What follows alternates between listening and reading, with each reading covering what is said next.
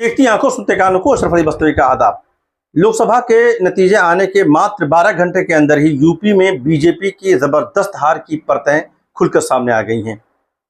हार की बड़ी वजह वज़ीर आज़म नरेंद्र मोदी के हिंदू मुस्लिम बयानों को बताया जा रहा है।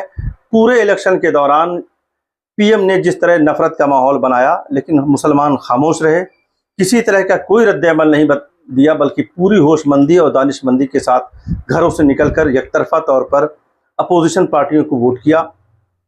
हिंदू वोटरों ने भी महसूस किया कि वज़ीर आज़म के मुंह से इस तरह के बयानबाजी जमहूरियत के लिए इंतहाई खतरनाक है। दूसरी बड़ी वजह मायावती के वोटरों का मायावती से अलग हो जाना है, क्योंकि मायावती इस पूरे इलेक्शन में कहीं पर लड़ती हुई नजर नहीं आई, बल्कि उनका जो चेहरा था वो पूरी तौर पर मशकूक नजर आया।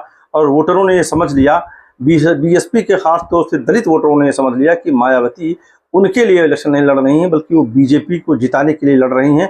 और बीजेपी जिसके नेताओं ने जगह जगह ऐलान किया कि हमें 400 से ज़्यादा सीटें जब अगर मिल जाएंगी तो हम संविधान बदल देंगे, और उस संविधान में जो सबसे बड़ा अधिकार दलितों को दिया गया है, रिजर्वेशन का, उनके हुकूक का, वो कहीं ना कहीं खत्म हो जाएगा। इससे डर कर वोटरों ने अखिलेश और कांग्रेस का दामन थामा, और पूरे का पूरा आप देखेंगे पूरा जो गणित है इलेक्शन का वो पूरा बदल गया।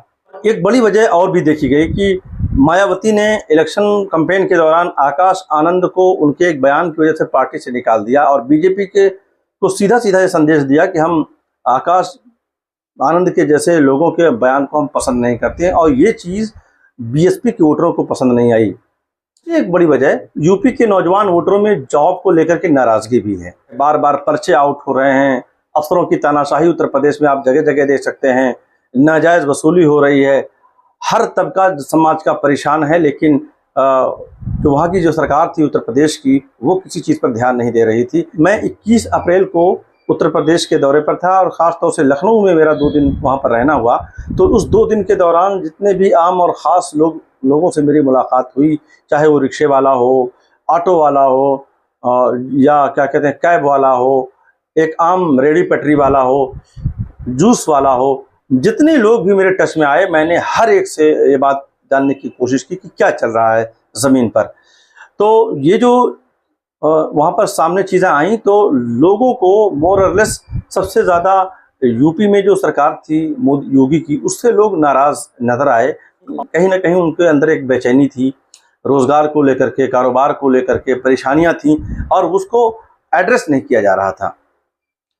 और एक और बात, बीजेपी ने मोदी को इस पूरे इलेक्शन में एक ब्रांड बना करके पेश किया, मोदी ब्रांड, और इतना ज़्यादा उस पर भरोसा कर लिया, जबकि ये मोदी ब्रांड जो बनाना, ये कभी भी आरएसएस जैसी जो तंजीमें हैं वो कभी भी इस चीज़ को पसंद नहीं करेंगी, क्योंकि जो इस तरह की नज़रियाती तंजीमें होती हैं वहाँ पर किसी पर्सन को आगे नहीं बढ़ाया जाता, बल्कि कलेक्टिव एक लीडरशिप होती है जिसको आगे बढ़ाया जाता है। लेकिन बीजेपी ने समझ लिया कि हम अगर मोदी ब्रांड को आगे बढ़ाएंगे तो इससे हमें ज़मीन पर ज़्यादा फ़ायदा होगा। पिछले 2 इलेक्शन के नतीजों को देखते हुए तो उन्होंने इस बार भी, तीसरी बार भी मोदी ब्रांड को आगे बढ़ाया, और इस बार मोदी ब्रांड आपने देखा कि मुकम्मल तौर पर फेल हुआ है। बीजेपी भी हारी है, नरेंद्र मोदी भी हारे हैं, और कोलिशन भी हारा है। कई सीटों पर तो लोग अपने एमपी को लेकर के नाराज़ थे, टिकट को लेकर के नाराज़ थे, मतलब किसी को कोई सुनने को तैयार नहीं था। जो 5 किलो राशन लोगों को दिया जा रहा था, उसको बार बार स्टेजों से जताया जा रहा था, ह्यूमिलिएट किया जा रहा था, उन गरीबों का मजाक उड़ाया जा रहा था कि हम आपको, हमारे रहमो करम पर आप जिंदा हैं। तो ये भी एक तरह की वजह बन सकी। बीजेपी कारकुनों को मुस्तकिल इग्नोर किया गया। मैं जब लखनऊ में था तो वहाँ पर मुझे ऐसे कई लोगों से मुलाकात हुई जो बीजेपी को बहुत अंदर से, बहुत करीब से जानते हैं, बहुत ज़माने से उनके साथ किसी न किसी शक्ल में एसोसिएट रहे हैं। तो उन्होंने बताया कि योगी अलग अंदाज की राजनीति करना चाहते हैं, जो बीजेपी में अंदर से एक तरह से परेशानी पैदा कर रहा है, और वो एक टूट का सबब बन रहा है। तो एकजुटता जो बीजेपी में दिखाई देती है बाहर से, उत्तर प्रदेश बीजेपी में बिल्कुल नहीं है।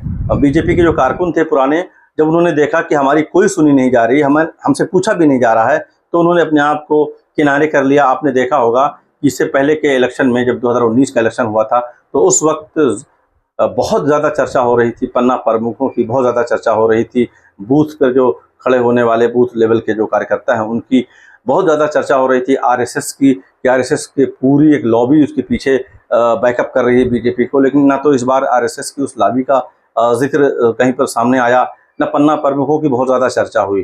तो ये जो चीज़ें हैं, इसमें कहीं न कहीं बीजेपी जो 400 पार का नारा देकर के सामने आई, वो कुछ ज़्यादा ही उसमें ओवर कॉन्फिडेंस हो गई थी, जिसकी वजह से उत्तर प्रदेश में, और ख़ास तौर से उत्तर प्रदेश के जो मुखिया इस वक्त हैं, जो चीफ मिनिस्टर हैं योगी आदित्यनाथ, उनसे जो बीजेपी की जो कोर लीडरशिप है, उनसे कहीं न कहीं मिसअंडरस्टैंडिंग रही।